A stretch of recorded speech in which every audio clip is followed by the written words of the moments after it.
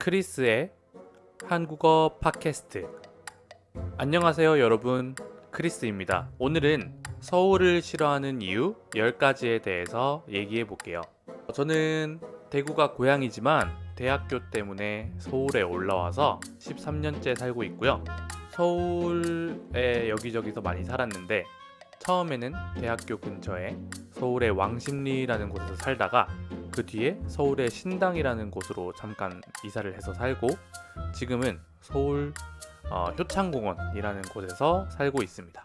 정말 서울에 산지 오래됐는데 서울에서 살면 좋은 점도 많이 있지만 어려운 점들, 힘든 점들도 많이 있습니다. 먼저 서울에 살면 좋은 것들은 어떤 것들이 있을까요? 일단 서울엔 다양한 것들이 있어요. 정말 다양한 행사들도 많고 문화유산들도 많고 또한 새로운 브랜드나 새로운 제품이 출시가 되면 일단 서울에서 가장 먼저 만나볼 수 있죠. 또 세계적인 행사들도 다른 지역에서도 하는 경우 있지만 서울에서 열리는 경우가 많아서 그런 행사들도 가장 먼저 만나볼 수 있는 곳이 서울입니다. 확실히 맛있는 식당이나 그리고 요즘 좀 뭔가 트렌디한 그런 식당, 바 이런 것들도 서울에서 만나볼 수 있고 새로운 제품 그리고 기회들도 서울에서 많이 있습니다. 아무래도 회사들도 서울이나 경기도권에 많기 때문에 취업을 할 때 그리고 사업을 할 때도 새로운 기회도 서울에서 쉽게 찾을 수 있다는 점이 서울의 장점이라고 생각합니다. 물론 이런 장점들이 있지만 단점들이 정말 많아요. 오늘 단점 10가지를 한번 얘기해 보겠습니다. 첫 번째, 너무 사람이 많다. 서울은 인구 밀도가 정말 높은 도시입니다. 물론 요즘 경기도로 나가서 사는 사람들이 많아서 서울의 인구 밀도가 좀 낮아지고 있다곤 하지만 실질적으로 서울에서 일하는 사람도 많고 서울과 가까운 경기도에는 다 사람들이 많기 때문에 제가 느끼기로는 정말 서울에 사람이 많다 이렇게 느낍니다.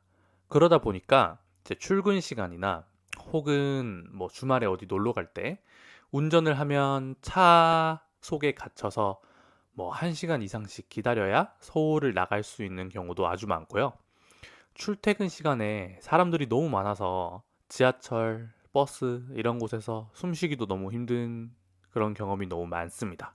그리고 밖에 나가면 사람이 너무 많아요. 홍대, 합정, 성수, 강남 이런 곳 말고도 용산, 요즘은 을지로 정말 어디를 가나 사람이 많더라고요. 그러다 보니 맛집을 가도 웨이팅도 길고 줄도 오래 기다려야 되고 정말 그것 때문에 받는 스트레스가 너무나 많습니다. 두 번째, 교통 문제. 서울의 교통체증. 정말 유명하죠. 저도 차가 있어서 가끔씩 출퇴근 시간에 차를 타고 또 경기도나 다른 지역으로 놀러 갈 때 차를 타고 출발하는 경우가 많은데요. 차 막히기 시작하면 정말 끝도 없습니다. 너무 많이 막혀서 이게 걸어가는 게 더 빠르겠다. 이런 생각도 정말 많이 나고요. 꼭 차를 운전하지 않더라도 버스 시간이 제대로 지켜지는 저기를 본 적이 없어요. 특히 출근 시간에. 정말 정말 출근하면서 현타가 온다라고 하거든요. 정말 스트레스 받아서 진짜 이사 가고 싶었던 적이 한두 번이 아닙니다. 세 번째, 높은 생활비. 서울의 물가 그리고 생활비는 한국 내에서도 탑3 안에 듭니다. 일단 집값은 유명하죠. 서울 집값 너무 비싸요. 월세도 비싸고 그냥 짧게 사는 고시원 같은 것들도 지방 원룸보다 서울 고시원이 아마 더 비싸다고 들었는데 그것뿐만 아니라 만약에 집을 사고 싶어도 전세 혹은 집을 사고 싶어도 집값이 너무 비싸서 뭔가 엄두도 안 나는 그런 상황이에요. 그렇다고 해서 또 가까운 경기도는 싸냐? 그렇지도 않습니다. 서울과 가까운 경기도 거기도 비싸요. 무조건 집값이 일단 1번으로 걱정이 되는 거고요. 그리고 음식값도 제가 고향인 대구와 비교해보면 확실히 비쌉니다. 적게는 1.2배, 많게는 1.5배까지도 비싼데요. 물론 차라리 아예 브랜드 음식이나 아니면 디저트 같은 경우에는 대구가 더 비싼 경우도 있지만 그래도 일상 우리 물가, 뭐 야채값, 밥 먹는 비용, 뭐 매일 먹을 수 있는 돈가스, 제육볶음 이런 것들 있잖아요. 서울이 대구보다 훨씬 비쌉니다. 정말 큰 부담이 되죠. 네 번째, 극단적인 날씨. 대구는 대한민국에서 가장 더운 도시로 유명합니다. 그래서 제가 대구에 살면서도 대구 진짜 덥다라는 생각을 많이 했었는데요. 제가 처음에 2011년에 서울에 왔을 때 그때 여름에는 지금만큼 서울이 덥지 않았어요. 대구와 비교할 수 있어서 제가 정확히 기억하고 있습니다. 그런데 요즘 서울이 대구보다 더 더운 날도 있어요. 심지어 서울이 대구보다 더 습하기도 하거든요. 아마 이게 도시라서 뭔가 열 에너지를 많이 가지고 있어서 더 덥다고 느끼는 경우도 있고, 인구도 더 많아져서 뭔가 온도는 똑같지만 그냥 더 답답한 느낌이 드나? 약간 이런 기분이 들 때도 있고, 또 비도 옛날보다 더 많이 오는 것 같아요. 서울 여름이 너무 덥고 습해서 별로 여름에 살기 좋지 않다라고 생각이 드는데, 근데 또 겨울은 너무 춥습니다. 저는 사실 겨울을 좋아하니 해서 뭐 서울에서 사는 거 크게 불편하진 않은데, 그래도 뭐 눈도 확실히 다른 지역보다 더 많이 와서 불편한 경우도 많고, 추운 날은 진짜 너무너무 춥다, 죽을 것 같다, 이런 느낌이 들 정도로 춥습니다. 그런데 서울에서 이제 많은 분들은 원룸에서 살잖아요. 또 이 벽도 너무 얇습니다. 집도 많이 지어야 되니까 벽이 얇은 경우가 많아서 더 추워요, 집안이. 그래서 보일러도 많이 틀고 아까 얘기했던 생활비 문제로까지 이어지게 됩니다. 다섯 번째, 소음 그리고 오염. 서울에 아까 잠깐 얘기했던 것처럼 집들이 너무 작고 가까이 있으니까 이웃 간의 소음 문제가 유난히 더 심각한 것 같아요. 제가 생각해도 이 작은 건물에 몇 가족이나 들어와서 같이 살면서 있으면 소리가 들릴 수밖에 없잖아요. 그리고 창문을 열면 정말 뷰 좋은 한강이나 이런 게 보이는 게 아니라 서울의 웬만한 집은 앞에 바로 집이 있어요. 그래서 옆집에서 뭐 좀 시끄럽게 떠들거나 뭐 노래를 듣거나 하면은 밤에 다 들어옵니다. 더군다나 차도 많으니까 이제 좀 큰 길 옆에 사시는 분들은 차 소리, 오토바이 소리 다 들어야 돼요. 그런 소음 문제가 너무 심하고, 소음만 있는 게 아니라 이 서울이 대기 오염도 심각합니다. 아무래도 차도 많고 사람도 많고 그러니까 더 대기 오염이 심하겠죠? 봄에 날씨가 좀 따뜻해지면 이제 창문 좀 열고 살까 하고 느끼는 그 순간에 미세먼지가 심해져서 창문 열면 큰일 납니다. 확실히 대한민국에서도 지방으로 가면 이 대기 오염, 소음 문제가 훨씬 덜한 게 느껴져요. 그런 걸 여행 가서 느낄 때마다 서울 별로다, 이렇게 생각을 하게 됩니다. 여섯 번째, 경쟁.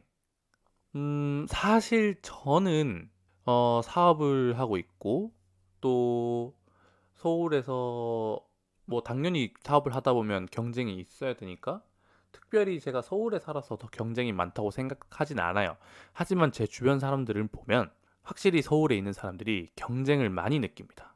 아마 주변에 사람이 많고 그러다 보니까 비교할 기회도 더 많아서 사람들이 비교도 더 많이 하게 되고, 그러다 보니까 경쟁 문화에 더 많이 노출되는 것 같아요. 아무래도 옆집에 뭐 가족의 누구는 더 좋은 대학교에 갔다, 뭐 이런 거라던가 누구는 새로 차를 바꿨다, 이런 거를 많이 듣게 되다 보니까 이런 거 한두 개로 경쟁 문화에 더 말려들게 되고, 경쟁 문화를 직접 이제 경험해야 되니까 더 스트레스를 많이 받게 되는 게 서울에서의 삶인 것 같아요. 물론 이건 대한민국 전체의 문제라서 지방에 있는 제 친구들도 똑같이 느끼긴 하지만 이 서울이 유난히 그런 게 더 심한 것 같아요. 제가 느끼기론 그래요.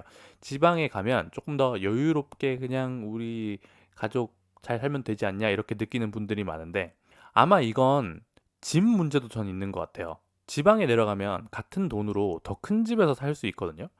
그러다 보니까 뭔가 마음도 넓어지는 것 같고, 창문 열어도 옆집도 좀 멀리 있고, 다른 사람과의 거리가 좀 멀다 보니까 경쟁 의식이 좀 줄어드는 느낌이 있는가 하면 이 서울에서는 아까 말했다시피 다 너무 가까이 있어서 이 경쟁 문화 심각하게 느끼는 사람들이 많은 것 같아요. 일곱 번째, 개인주의. 재밌게도 이렇게 더 사람들이 가까이 살면 서로 더 친하고 서로 더 으쌰으쌰 해야 할 것 같지만 그렇지 않아요. 가까운 거리에 지친 사람들이 또 자기만 생각합니다. 그래서 다른 사람들과 교류보다는 집 안에서 자기 혼자 생활하는 것에 익숙해져 있는 사람들이 많아요. 그래서 저도 제가 여기 한 10집 정도 같이 살고 있는데 주변 이웃이랑 인사를 하는 경우가 딱 한 집 있어요. 그것도 차 문제 때문에 이제 서로 주차를 양보하다가 인사를 한번 하게 된 건데 그분이 이사를 가셨으니까 이제 저랑 이 건물에서 인사하는 사람이 한 명도 없습니다. 그리고 서울에 있는 친구들 다들 사실 만날 수 있는 거리에 살지만 서로 찾지 않는 느낌이 있어요. 제가 느끼기로 지방에 사는 제 친구들은 자주 모여서 시간을 갖거든요. 근데 서울에 있는 사람들이 유난히 좀 친구와 함께 어울리거나 이런 활동을 뭐 물론 많이 하지만 좀 주기적으로 같은 사람이랑 하지 않는다는 느낌이 있어요. 네, 그러니까 제 무슨 말이냐면 계속 새로운 사람을 만나는 데 지쳐서 몇 사람과 오랫동안 관계를 지속하는 걸 안 한다는 느낌이 있어요. 그러다 보니까 실제로 이 도시에 사는 사람들이 오히려 나는 혼자다. 나는 혼자 있다. 나를 찾는 사람은 없다. 이렇게 느끼는 경우가 많다고 하더라고요. 저도 그렇게 느끼고 뉴스에도 그렇게 나오는 걸 보면 확실히 도시에 사는 게 오히려 나는 혼자다라고 더 느끼게 만드는 것 같아요. 그런 스트레스도 아무래도 서울에 사는 어려운 점 중에 하나인 것 같습니다. 여덟 번째, 빠른 생활 리듬. 서울은 정말 빨리빨리 문화의 끝판왕이에요. 모든 것이 급하게 움직입니다. 아침에 출근길에 지하철 타면 사실 전 안 바쁜데도 다들 땅만 보고 뛰고 있거든요. 아니면 핸드폰 보고 뛰고 있어요. 그럼 뭔가 저도 급해진 마음이 들어요. 그런 걸 볼 때마다 내가 이 정말 급해서 급한 건지 서울에 살아서 급하다고 느끼는 건지 헷갈릴 때가 많거든요. 뭐 백화점이나 이런 데서도 마찬가지예요. 쇼핑몰이나 이런 데서도 조금 더 양보하면 되는데 다들 좀 급하게 뭔가 줄도 빨리 서야 된다는 느낌이 들고 뭐 그래서 어쨌든 뭔가를 구입할 때도 별로 안 급해도 될 상황에서 급하게 행동하는 사람들이 많아요. 다른 사람 탓을 하는 게 아니라 아마 저도 그럴 거예요. 이건 정말 한 명의 문제가 아니라 서로 눈치를 보고 점점 더 급해지는 느낌이라고 해야 될까요? 그런 문제는 이제 도시의 특성이겠죠? 우리가 살고 있는.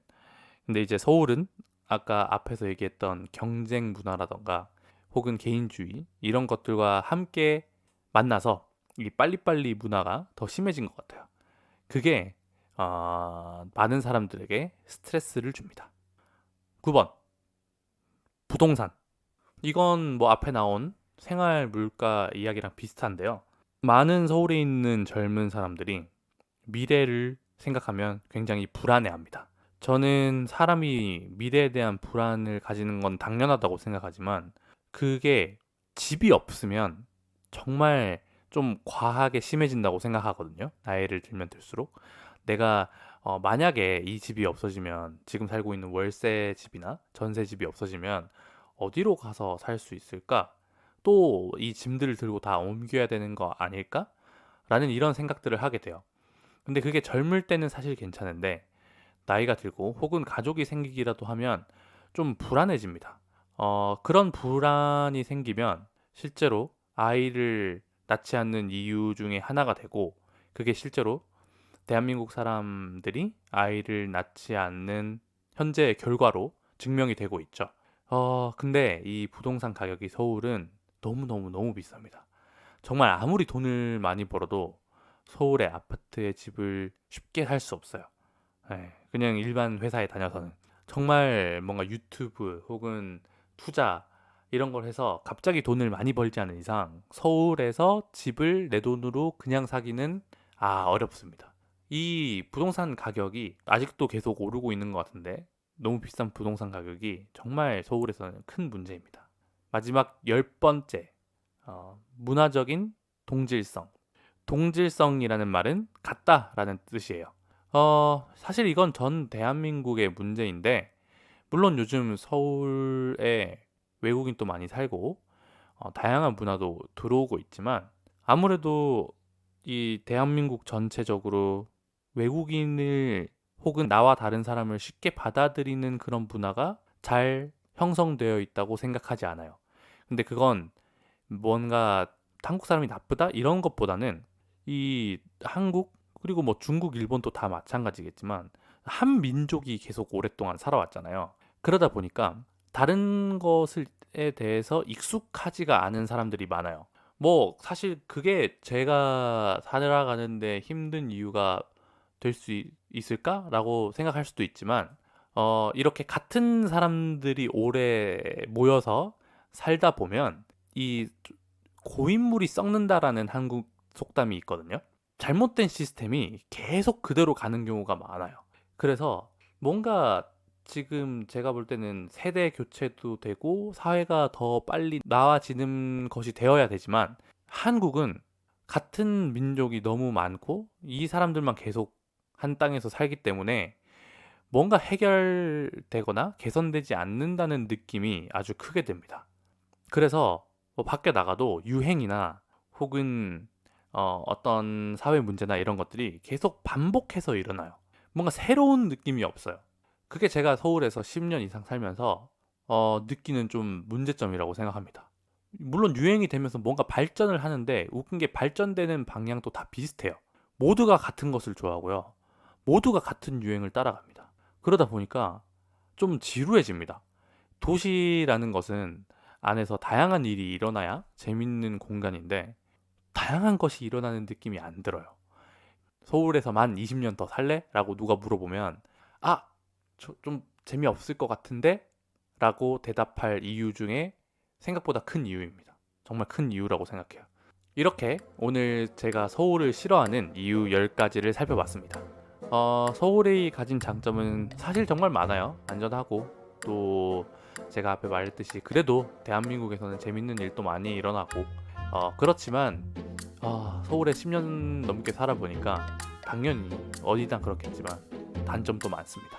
여러분도 서울에 저보다 오래 산 분도 있을 것 같고 서울에서 정말 오래 산 분들 그리고 뭐 짧게 살았더라도 이런 문제를 느끼는 분들도 많았을 텐데요. 여러분 생각은 어떠신지 댓글로 공유해주세요. 좋아요와 구독도 해주세요. 네, 그러면 다음 에피소드에서 또 만나겠습니다. 감사합니다.